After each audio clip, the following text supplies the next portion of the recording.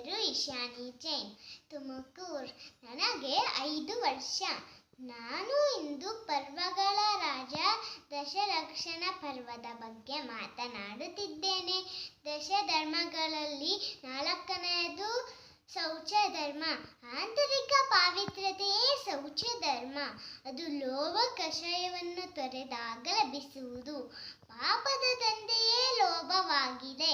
ದುರಾಸೆ, ಅತಿಯಾಸೆ, ಜಿಪುಣತನ, ದುರಾಚಾರ, ದುಷ್ಟ ಅನಿಷ್ಟ ಪದ್ಧತಿಯನ್ನು ತೊರೆದು ಉದಾರ ಗುಣವನ್ನು ಮೈಗೂಡಿಸಿಕೊಂಡು ದಾನ ಧರ್ಮ ಪರೋಪಕಾರಗಳಿಂದ ಉತ್ತಮ ಜೀವನ ಸಾಗಿಸುವುದೇ ಉತ್ತಮ ಶೌಚ ಧರ್ಮ.